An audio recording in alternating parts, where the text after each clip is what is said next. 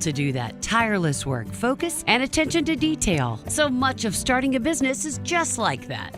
After it's done, you get filled with deep satisfaction for accomplishing something. And it's quickly followed by, now the real work begins. We're Blue Water Climate Control. Hello, everyone. Welcome to the Buck and 2MC show on Tuesdays now. I hope Alexis will be able to join us. I sent her the show link. But until she gets here, I will just chat with all of y'all about everything going on. Donna and Beth are here, rolling in as always. Y'all are going to see me look to the right quite a bit tonight.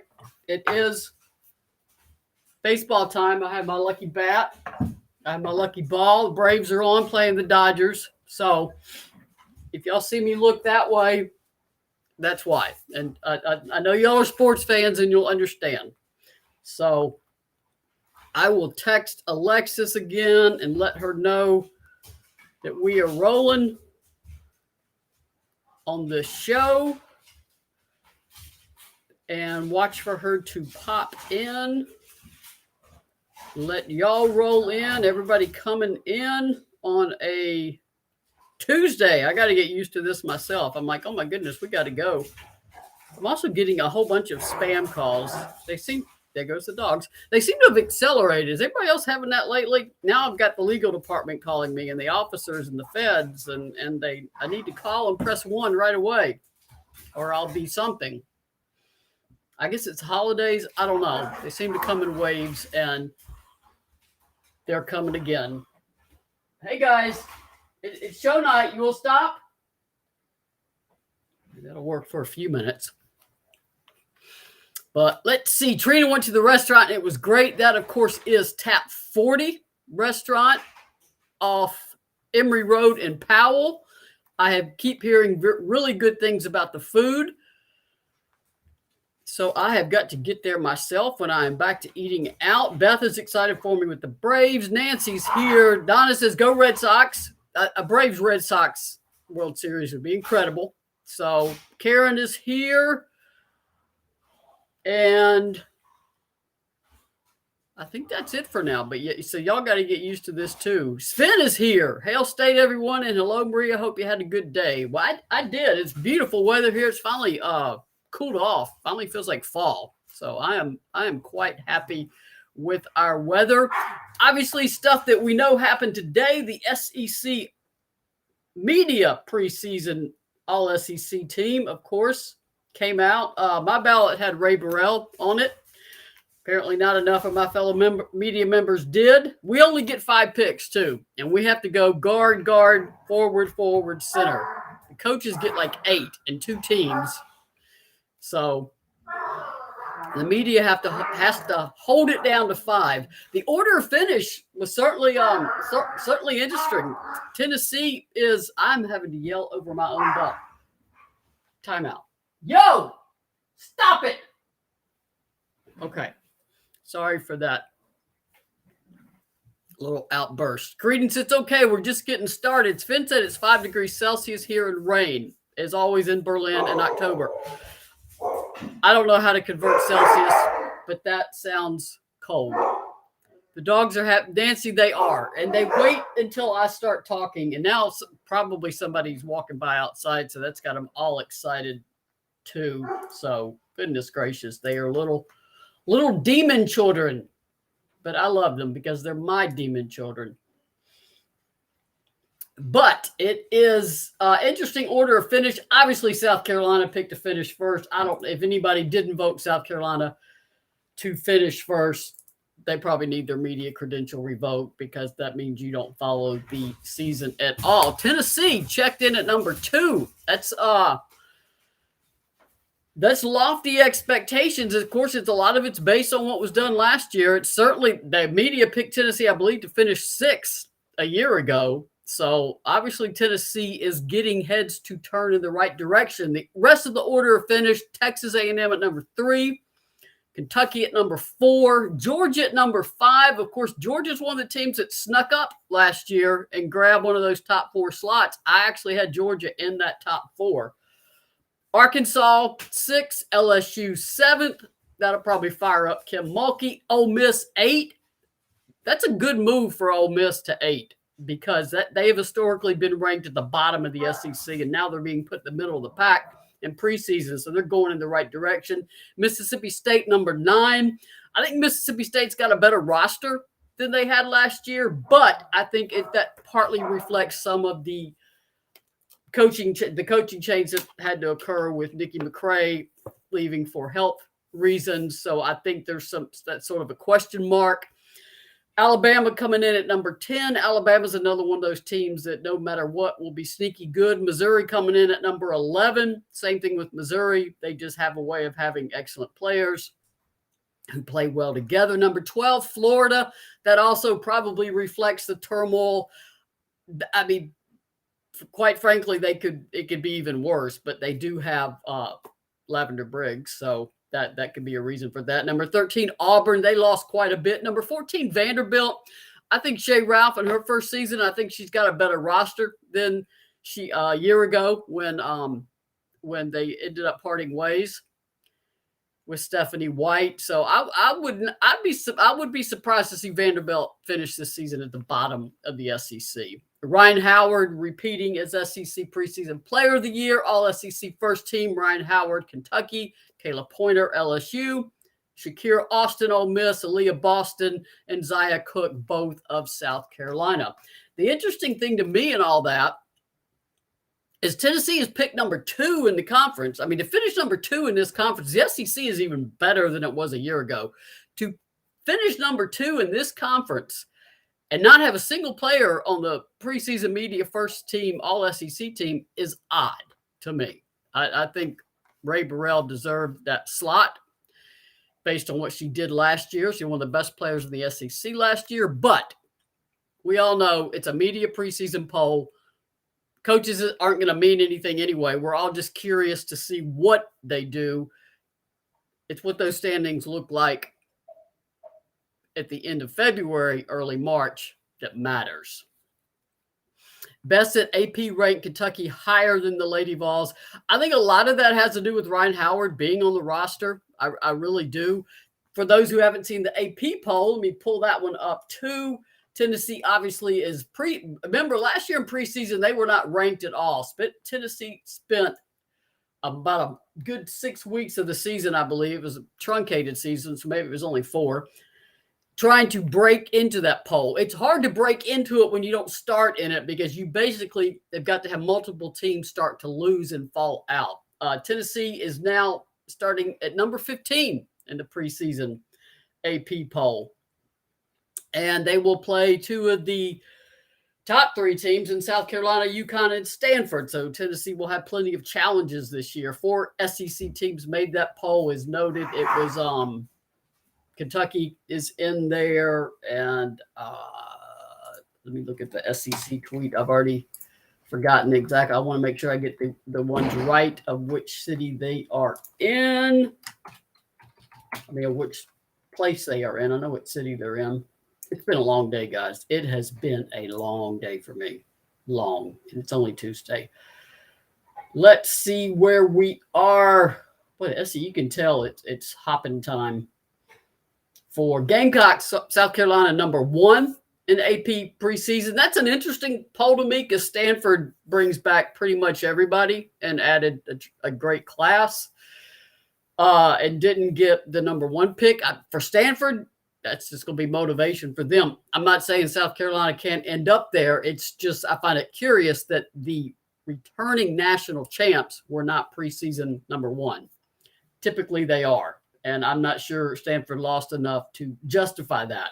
I don't think they lost a single starter, did they? Anyway, that's odd. Kentucky number 13, Lady Vols number 15, Texas A&M number 23. The receiving votes, 26 is Georgia, 32 LSU, 32 Arkansas. They were tied for that, and 40 is Ole Miss. Again, that's a win for Ole Miss to be in the national conversation, given the struggles they have had recently. So let me close that out. So that is where we are in terms of catching up on what happened today. Leslie said, now you've got my dog barking. I'm very sorry about that, but I'm not surprised.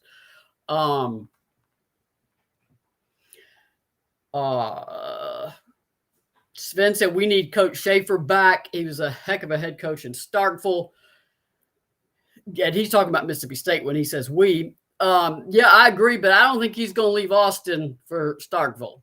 Austin, Texas, Starkville, Mississippi. Where are you going to live? Plus, Texas just paid him a boatload of money, and I mean a boatload. So Mississippi State's not going to get him back. And they have an interim coach, of course, and will start a search. So I'd be curious to see who they do have. Sven said 5 degrees is 41 degrees. 5 degrees Celsius, 41 degrees Fahrenheit. Still sounds chilly to me, especially when it's raining. Karen said, what is the show without the dogs? Thank you. Appreciate y'all being patient with them. Credence said Ray and Key need to be on there. I agree, Credence. The problem is the media only gets 5 picks, and that makes it harder. Like I said, coaches get 8, and they get 2 teams. We get 5 players total. And when Aaliyah Boston is anchored in that center spot, Tamari Key's going to have to knock her out of it. So if we had a deeper team or 2 teams, I think you would definitely see more Lady Vols. And once again, y'all know it's polls. It's preseason polls. They're fun to talk about. It's like bracketology. It's fun to talk about. Doesn't mean anything. That's a great thing about basketball is it will all get settled in the end. This is me constantly watching the television here. I have been a Braves fan since 1968, so I'm going to reveal my age there. I went to my first game when I was 6 years old. So just Braves are where my heart is. That's my favorite sport. People are surprised when I don't say basketball. They ask me my favorite sport. I say baseball. So Karen said, have you seen the girls practice? Yes, it was a not last minute, but late week surprise that the practices were going to be open on Saturday to the public, which means, of course, that the media can go and sit in the stands and watch practice. It was, of course, an Arkansas Ole Miss home game with Tennessee. So it was packed on campus. It was good to see campus back to that kind of atmosphere. And in Knoxville and at Neyland Stadium, we won't talk about the trash. I did see a funny meme on one of the social medias about the fans were just throwing water because the Ole Miss players were cramping so bad and having to fall down on the field. That was funny. I laughed. I'm not laughing about what happened, but that was funny. And so I did get to watch a 2-hour practice. A lot of practice is, drills. It's running offense and defense and box out and passing and full court and layups and free throws. So you're not like seeing a game. They did do some 5-on-5 towards the end of practice, which is always a good idea. Do that at the end when you're tired. And because try to simulate game situation. I really enjoyed it because I had not had an opportunity to see them yet this season, and I really enjoyed being able to see that. I like y'all. You want to put eyes on them, and I realized I saw one practice.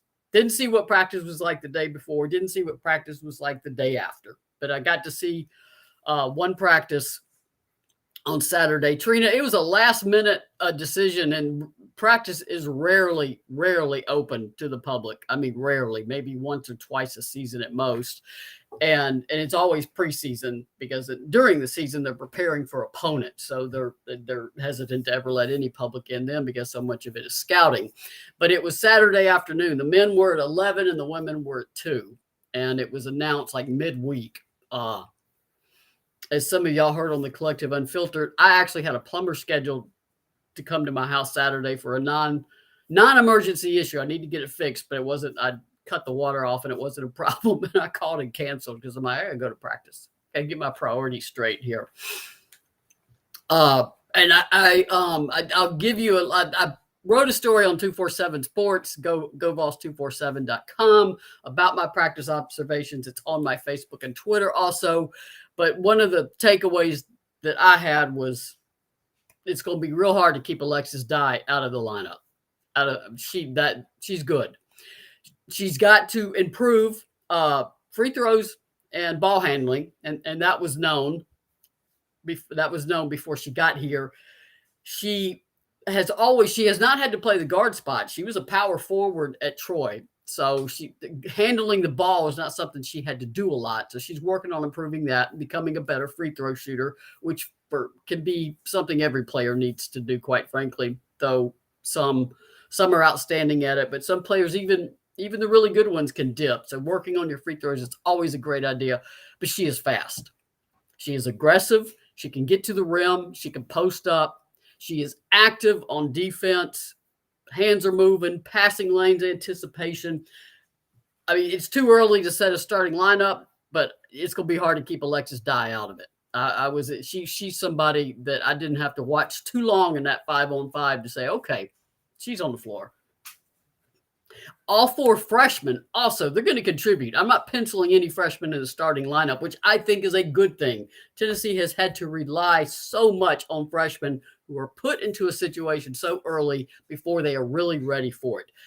It is so much better to be able to ease freshmen in. Unless you have a freshman like, say, Candace Parker, then we can all see, okay, you don't ease in a Candace Parker. Those players come around once every 10 or 15 years. Tennessee's been lucky to have several. But all 4 of these freshmen have skills, and they're going to help.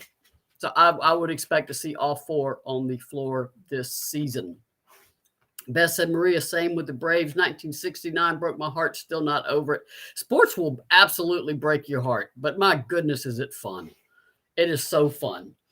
And since Alexis is not here, we can talk about recruiting. Obviously, Justine Passat was here on her official visit. If y'all saw the social media post, she obviously had a good visit. She's committed. She will sign next month. She's coming. Ashlyn Shade, one of the top 5, really, I mean, could be top 3 before all said and done, guards and overall top 5, top 3 shooting guards, is in the class of 2023. It was here on her second visit on Saturday with her parents. I'm not saying she's coming to Tennessee, but I'm saying a second unofficial visit indicates high interest. Now, well, Tennessee's got competition all over the place for her. She's from Indiana. Every school in that region is after her. Notre Dame, Indiana, of course. Connecticut's after her. Maryland, several other ACC schools. I'm sure Pac-12 schools are going to come in. So Tennessee will have a lot of competition for her, but it's always good to see that she is here on a second unofficial visit. And an unofficial visit, for those that don't know, official visit happens typically in a player's senior year of high school and are going into the senior year of high school. And it is paid for by the school. The school can arrange for travel, meals, accommodations while you're here. An unofficial visit, you can still visit the school, talk to the coaches, watch practice, of course, which she was doing, but your family has to bear the cost of it. So that is basically the only difference there. So that is the update on her. Kimberly Ogg said, I think your dad really likes Kelly and the culture at Tennessee. You recruit the parents as much as the player because they have to feel comfortable sending their child to you. And I agree that the family seemed comfortable. I mean, Kelly talked to them during practice, and they were, is clearly, having a very good conversation, and a good rapport already has been established. Y'all who are regulars on this show have heard me repeatedly say the class of 2023 is what Tennessee's recruiting is going to go after. You change assistant coaches. Obviously, I mean, Kelly's only in her 3rd year. So you're talking about the first 2 years, you had a whole new staff. Then after 2 years, 2 assistants leave, one for a head coaching job. So now you're replacing 2 new assistants. Recruiting is a multi-year endeavor. You have got to establish relationships with the players. And it all starts with the head coach, of course. Keep in mind, Kelly's only been here 2 years. You establish relationships with these players in the 9th grade. You are recruiting, and even 8th graders in some case, and you are recruiting these kids starting as very, very young age. And when you change head coaches, and that's going to happen. Josh Heupel is dealing with this too. Those relationships, you don't have them. And the other coaches, it creates a vacuum. And the other coaches, the other coaches realize, look, we've been here the whole time. So recruiting is coming for Tennessee. In the meantime, you obviously signed Justine Bassett. Tennessee's also looking at Talasia Cooper, who I thought was always a lean for Georgia. And I would be surprised if she came to Tennessee. But with recruiting, I always say you never know. Kyla Odeker, there's no indication of what she's going to do. I would not be surprised to see her head even further south, but we shall see on that one. She's given no indication. So the transfer portal obviously will always be in play. And while that is not a long-term strategy, everybody knows that Kelly is recruiting for the long haul, you can get some excellent players in it. And as an example, I'll give you Alexis Dye. She's going to help Tennessee tremendously this year in her one. The Braves are up 5-2. Sorry, in her one season in Knoxville, because this is her last year of eligibility, and that is what I know about recruiting. 2022, I always thought was going to be touch and go for Tennessee. The primary thing was keep Justine Bassett and go from there. They kept Justine Bassett, probably one of the best players in the country. Was pathetically underrated 2 years ago because the so-called evaluators had not seen her. Now they've seen her and she's suddenly like top 11, top 10. It's a racket. I don't put too much emphasis on those numbers or media preseason polls. As I mentioned, I know we're talking also about Karen was asking me, what do you think about Candace and what about Taurasi breaking the door? Yeah, I noticed the door was on the stage at Kentucky. At Kentucky, that's on my mind. At Chicago. Let me come back to that because I need to do our sponsors. Here we go. Alexis Hornbuckle basketball. I don't know where Alexis is. Collective Unfiltered, a Monday night show. I'll occasionally make cameos on there. Orange Mountain Designs, of course. Love everything about Orange Mountain Designs. And they are opening up this Thursday. So 2 days from now, they are going back to Thursday, Friday, Saturday hours. So you can now go to the store in person. I know everybody prefers that. The Gold Standard, Sports and Training Performance by Jamel Johnson, Just Pass It Tutoring, and Blue Water Climate Control, which of course you heard as we came in.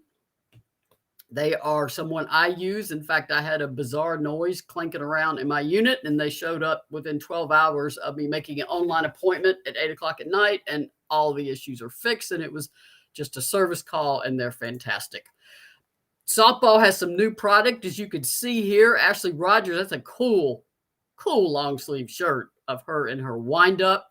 There's Kiki Malloy, All-American. It's a family thing. Obviously, that is her father, Lawyer Malloy, All-American football player at Washington, who also played in the NFL for many years. So that really cool stuff. And there's something about haunted home runs, too. You can see that little shirt up in the background.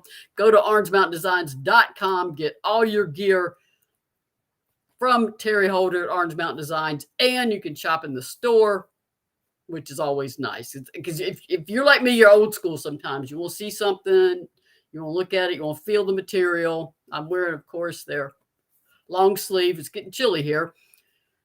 Breast Cancer Awareness t-shirt. The ones that Terry had to help making strides against breast cancer, they are still on the website. You can still buy them this month in October or even next month, but all sales in October. She's donating $5 from each shirt to Making Strides Against Breast Cancer. So please, if you haven't got one shirt yet, please get that shirt for you. Doris is here. Hello, my friends. Hello, Doris.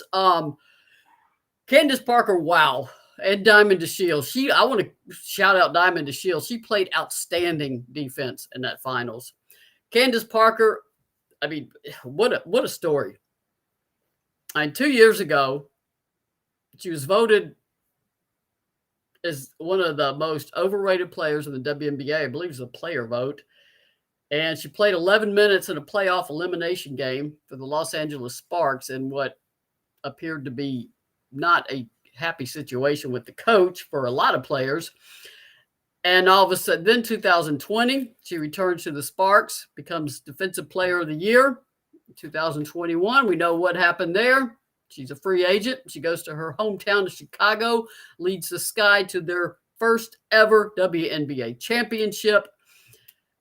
And I have not seen Candace Parker that emotional. I have covered her entire career, and I have never seen her as emotional as she was during that game at the end. I think people saw the clips of Candace crying as the clock was winding down, grabbing that defensive rebound and literally sprinting down the corner to hug her mother and father and other family members who were there in her hometown. And then emotional in the post-game press conference. I mean, just,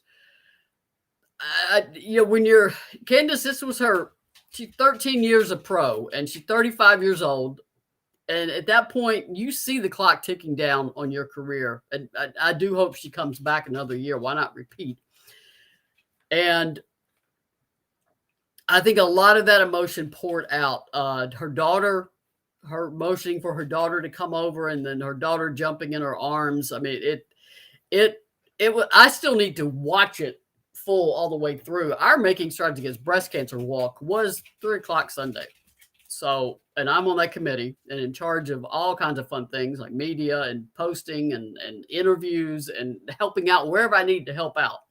I was even directing runners at the end of it and walkers. So I had to keep checking Twitter to see what the score was in the game. And then I was watching the countdown. I had the WNBA site up, was watching the seconds go down, and just let out a scream when I saw that they had tied the game.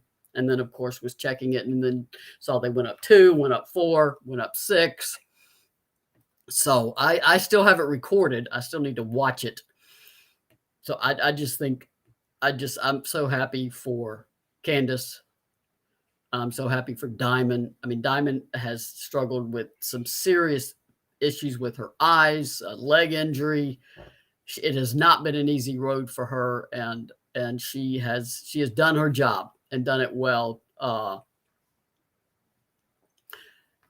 Kimberly said, how about Diamond in her Lady Vol's jacket? Yeah, she was repping the Lady Vols. Even the blue shoes she had. She's a good kid. I like Diamond. I like her a lot. I liked her when she was here. Doris said, pray for my sister. She has colon cancer, starts chemo and radiation Friday. I know we're a family here. That is Doris Parsley Workman's sister. Please keep her sister in your thoughts. And Doris, I am so very sorry. It is quite a journey. And hopefully it is one that she can handle. I know it's going to get hard. And everybody, please keep her sister in your thoughts and prayers. I know that would be appreciated. And Nikki Anna CK, she's been sending me videos of the kids. They don't come in great quality on the phones. I can't send them here, but she will always be grateful for. She felt the strength of Lady Vol Nation. You guys are powerful, so use your power for good. God's Child said, you've got to see some of those moves she put on Brianna Turner. I felt Brianna trying to guard her. It was poetry in motion as she backed her down in the paint. I agree. I mean, Candace, at some point you just look at her and you're like, she's toying with this player right now. She is setting you up and she is going to go after you. And Candace, I mean, Candace can take her game to another level when she sees that she's got to. And I mean, you could tell. I mean, Candace is not young. She's had multiple knee issues and shoulder issues, and your body just does not respond like a 20, 21, 22-year-old anymore. So she was willing herself to win that game, because you don't want to go to Phoenix in a game 5 on their home floor. You just don't. Game elimination games like that get too weird, and you don't want to be on their home court. So Julie said Diamond's defense was key to their win. I agree. You've got to have a player off that bench who can bring energy and stop somebody. You have got to get stops. And Candace, elevated her defense at the end. I mean, it was her steal that really got that comeback started. And I'm almost happy I'm going to be watching it knowing the outcome, because it sounds like that some of that third and fourth quarter got pretty dicey. Her sister's name is Dina, and she starts her chemo tomorrow. So those of you who keep prayer list or need names, her sister's name is Dina. So please keep Dina in all of your thoughts. Peggy said the Sky Ladies demonstrated such maturity under her tutelage with patience and persistence, true reflection of Pat's principles. I agree.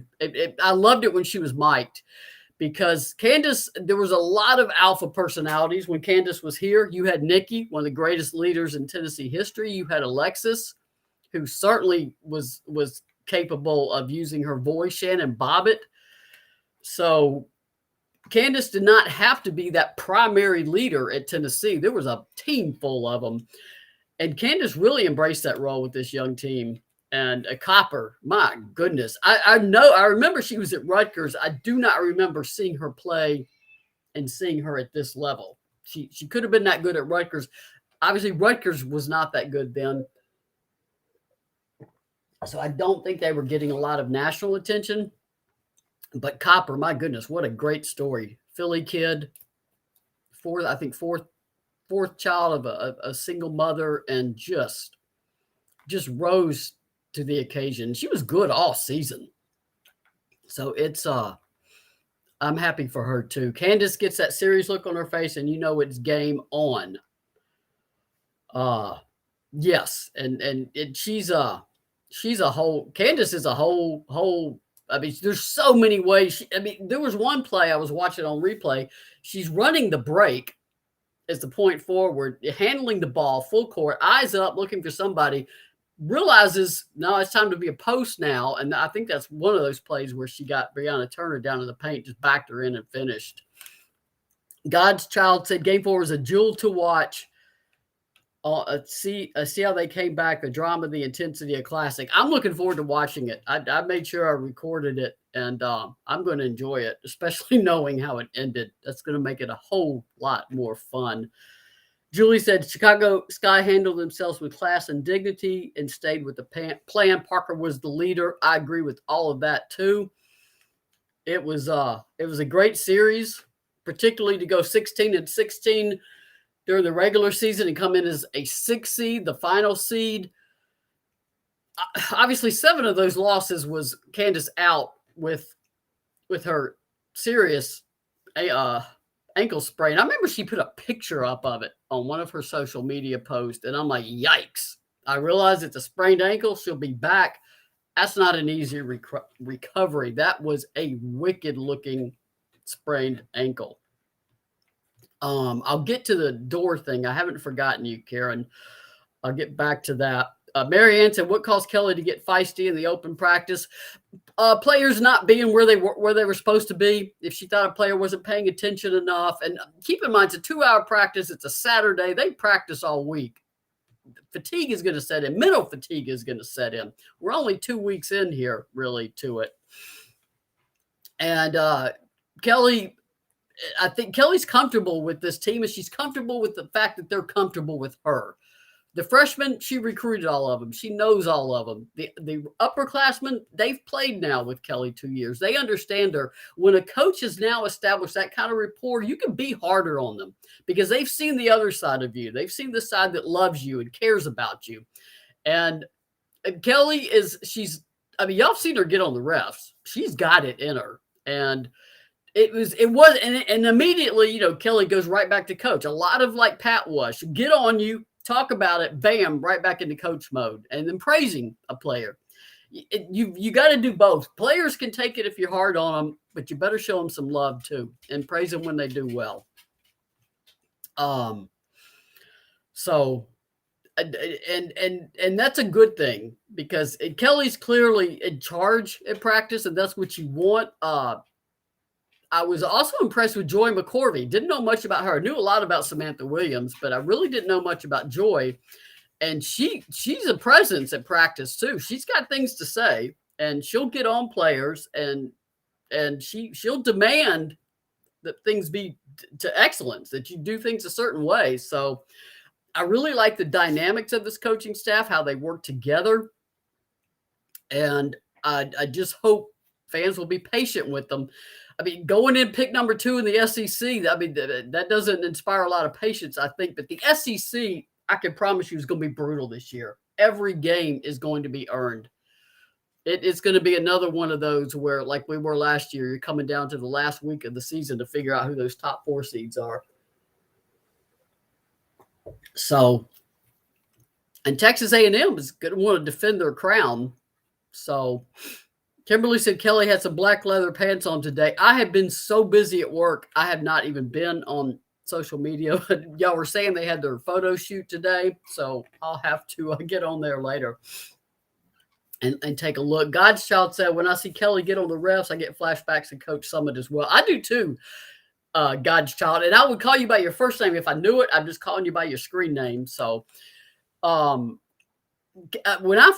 Kelly's first season, I remember watching that. I'm like, and she doesn't let up. The camera goes off of her. If you're ever at a game, watch it in person because she'll keep stalking them down the sideline and she'll go to center court. She's still got things to say to them. At this point, I've watched games later. The camera's back on the action, but Kelly's not done.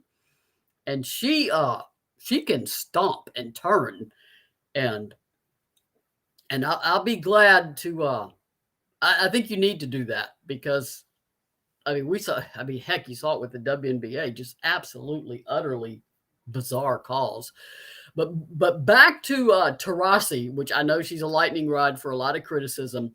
I do want to say it was a great sportsmanship. I think Skylar Diggins-Smith did the same thing. They found each Chicago player, congratulated them. The players seemed to, for the most part, get along. There's always going to be some tension at times, but she went back and congratulated all of them and spoke to them. Everybody knows her personality, very fiery personality, and apparently, based on media reports, she was slamming a door repeatedly in the locker room area and broke it. I mean, put a big crack in it. I did see a still social media post from Chicago Sky today, or a reporter covering it, where the door was over at the pavilion where they were holding the celebration after the parade. So I thought that was kind of funny. Obviously, some of the social media, you can tell. I like it when teams troll each other on social media. So it's that part is all in good fun. I did follow some of the part about they opted not to speak to the media. I mean, you got to do that. And I saw a lot of arguments of why a team shouldn't. I'm like, no, I'm not saying the entire team has to be available. Certain players are made available. If a player can't deal with it, emotionally can't deal with it, that it would be detrimental to that player. You don't send that player. But you got a lot of veteran players on the Phoenix Mercury's team. They can handle media after a win or a loss. They know how to do it. And I think they got a $10,000 fine today, and they should. That's not a burdensome thing to do. Is to have media after a loss, and that's part of sports. And I just thought that wasn't that the coach said she didn't even know until the next day because the coach was doing her media part. So, I think it's not a burdensome thing to do, particularly for veteran players. And there's a cooling off period. So there was a lot of arguments back and forth, and I thought most of y'all have never been in a sports environment or a media environment, and you're just yakking. So hush. But that was just me.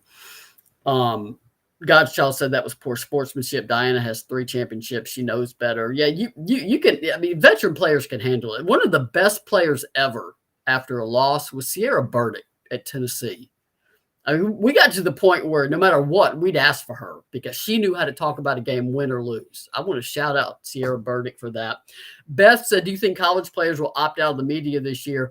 Most college players understand the need for media and they handle it. Now, I suppose if a player is not capable of doing it, if there's an issue with that player that day or even long-term of media fright or not comfortable for mental health reasons, don't send that player. I mean, the whole team's not coming in there.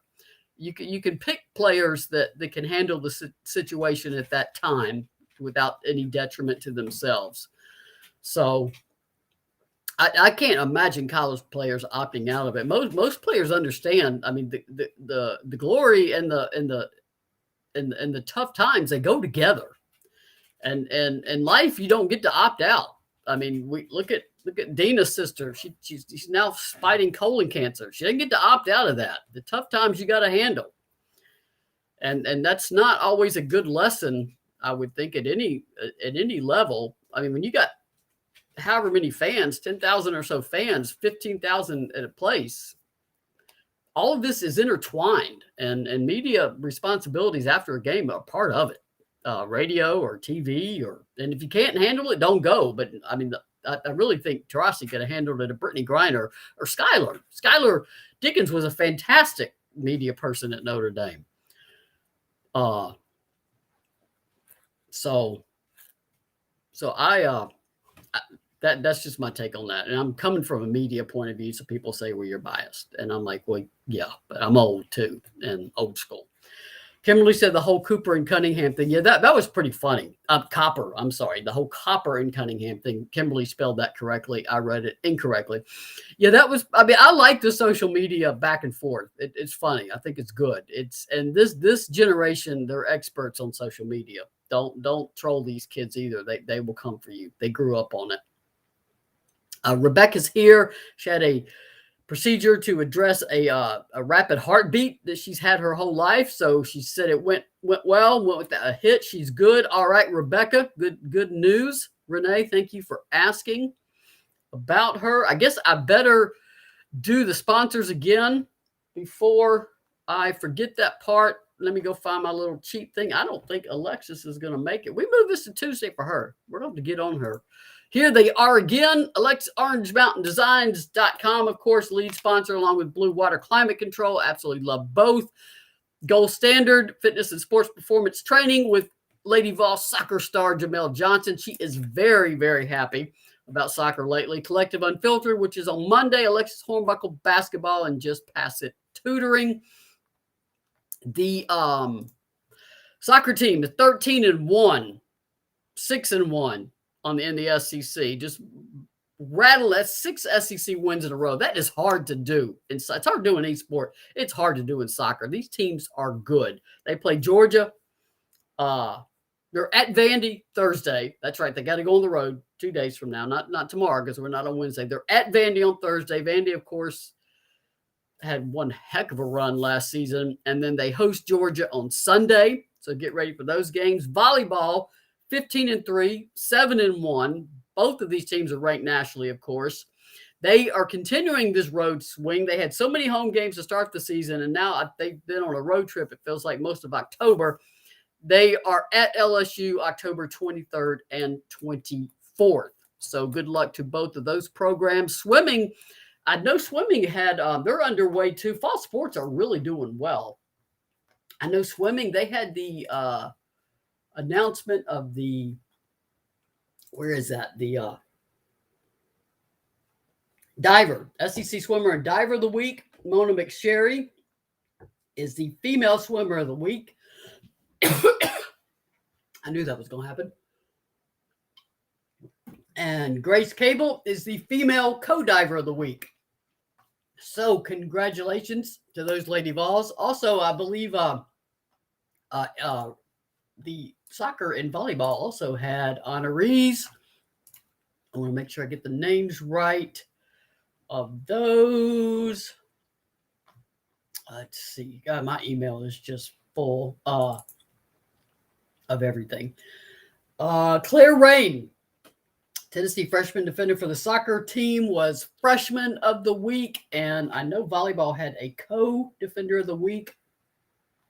And I want to make sure I get that name right. Ava Bell, co-SEC defensive player of the week. So congratulations to all of the Lady Vol sports for doing so well. I know everyone is happy about that. I'm still excited about football while we're talking about sports. I think they're going to be great. I absolutely love what Josh Heupel is doing. So it's the most excited I have been about football in a long time. As far as Diana breaking the door, probably shouldn't do that. I am glad, as somebody else has pointed out, that, let's see, who was that? Peggy said, Tarasha redeemed herself with me with the heartfelt hugs and congratulations along with Skylar Diggins. First to leave the court was Brittany and Sophie Cunningham. And obviously Tennessee fans have a history with Sophie Cunningham. We all know that because of the errant elbows. So, I mean, that is someone who has generated controversy, and that's not necessarily bad for the game. All of this, I do think, and I believe I said this last week, I do think Diana Taurasi gets away with way too much with the officials. I don't think other players would get away with that, and I think the league needs to get a handle on that. No idea if she'll be back or Sue Bird. I mean, like Candace, these players are not they're not young. This is a young person's game, and they are not young. But how much have they got in the tank? Alexis did have a birthday this weekend. Maybe she's still celebrating that. Trina said celebrated with her at a birthday. Nancy said, where is Patsy tonight? That is an excellent question. She's around because I fed her dinner, so she is here. I know that for a fact. Karen said, please shout out to Donna. She got hurt at the ball game. How did she get hurt at the ball game? I mean, did you take the court? Hope you're okay. So shout out to Donna. And I think I have gotten through all the questions, and I think we hit all the good stuff that we wanted to talk about. We had a lot to talk about tonight. I think we got all of it. Thanks for coming on a Tuesday. We will be Tuesday the rest of the way. We'll have to figure out what to do about our post-game show because it's not going to be that controlled situation anymore after the game. We're going back to live, media interviews, and the media workroom is not a quiet place. So it's not a place to do a show. We'll figure out how to do that. How to figure that out. Maybe it will be something we combine into another show. I don't know. Donna said, drunks fell into me. Oh, that's not fun. I'm so sorry. It looked like a rowdy crowd, a drunk crowd. I was there to go to practice, of course, and was leaving at 4:00 after practice and was making my way, mask, one of the few only really, through a packed garage of tailgaters. And I talked to some parking people, and they said that tailgaters were arriving at 7 a.m. So for some people, that was a long day and evening of drinking. I think Tennessee is being asked by the SEC to address that in terms of security, alcohol sales. But I mean, people have been drinking alcohol in Neyland Stadium long before they started selling beer. They would sneak in. I mean, people had all kinds of creative ways to sneak in liquor and mustard bottles, apparently. I don't know if you saw French's mustard on Twitter. When somebody posted a photo of the water bottles and the mustard, they posted they wanted dinner and a show. Like I said, social media is at another level on these things that happen with this. Kimberly said, did you see the article about Pruitt's attorney wanting a settlement from the university? Pretty much said they would bury the university unless they settled. Yeah, that's an interesting strategy, Kimberly. Basically, settle with us or we're going to tell everything we know. I applaud Tennessee or anyone in that position for not caving to that. Now, I don't know what they know or what they'll say, but that's an unveiled threat, and that's not how you negotiate a settlement. You don't do it through the media. And if you're doing it through the media, that's one of the last resort areas. I'm not saying that information won't come to light, but I'm also not saying that that's going to be a very effective strategy. So we shall see. God's Child said, I sent a message on Twitter personally to Sophie. No reply yet, but I told him so many words. Stop worrying about a photo. You lost in a WNBA finals. Get back in the gym and work on your game. Yeah. I mean, that's a very nice message. And it was a heck of a photo. Every so often, a photographer, you take thousands upon thousands of photos. And at some point, the facial expression and the position of the players, you get that perfect photo. And she got it. That's a photo that you just look at again. And particularly in a series, it was so heated, so pitched, a lot of emotion, a lot of players just really, going at it on the court. And then, of course, I think most, like I said, most are friends off the court. So Sven said, ladies, wish you a good week. It's 2 a.m. here in Germany, and I need some sleep. Go get some sleep, Sven. Sleep to the rain. Marianne said, thank you, Maria, for another great show. And I can't read, the thing hangs over it, and your commitment to it. You're very welcome. Alexis said she was not worried when she couldn't make it because of all the work, because she knew I was over here. That's me. I try to be that reliable sixth man. Nobody's going to put me in a starting lineup, but I'll be your sixth woman and try to help out. So be curious to see. We're 2 weeks away, guys, aren't we? Somebody said that earlier in here. What is today? The 19th. We are rolling. And Tennessee will hold one of those, what they call scrimmages. It's a closed scrimmage with a D1 school. It's usually it's usually at a neutral site that both teams can drive to. I can't even tell you who it is. I don't know who it is. You're not allowed to publicize it, have media, have fans, have public. Only people allowed are team personnel and the officials. It's what teams do. You're allowed 2 exhibition games, but your exhibition games cannot be Division I. So Tennessee, of course, has Georgia College coming in. You could schedule another lower division school, but you learn more about a scrimmage against a D1 school. But if you scrimmage D1, it has to be done without any media access or public commenting or anything. But it's a controlled game scrimmage. I mean, the coaches, obviously, you can interrupt the game. The coaches can agree to a set of rules beforehand about how it's run. You have officials there. It's a much better gauge for the players. And then the exhibition game they do have, you put them out in front of fans. But you cannot hold an exhibition game against a D1 opponent. So it's something that a lot more schools are doing. They're doing these closed scrimmages with D1 to get a better read on their team. And it doesn't count. It's an exhibition, and it's just for the coaches to get film and teaching moments. Like Pat said, every moment, a teaching moment.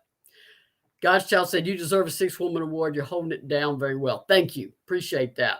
Donna Hairston, sister versus brother. Yeah, that'll be fun. There's a storyline to that. So I understand. Usually it's Carson Newman, but Kelly's taking care of her brother because that's a payout game. The D1 programs pay these smaller schools to come in for these exhibitions, and it can fund your program for the entire season. So that is always a good thing. And I'm sure Carson Newman, they typically have played other schools. They'll find somebody to pick up that spot and keep their budget stuff going.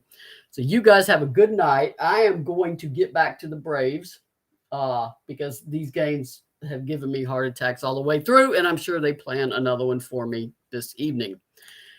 Thanks again for coming on a Tuesday. We will see you a week from today. And as always, peace. Go Lady Vols. Love you guys and girls and women and men. Guys, I was born in Massachusetts. You could kind of tell because I actually grew up in the South, but I was born there. Apparently that got in my DNA where I say you guys. So I can't understand any Boston accents. So you guys have a great evening, and I'll see you in a week. Peace.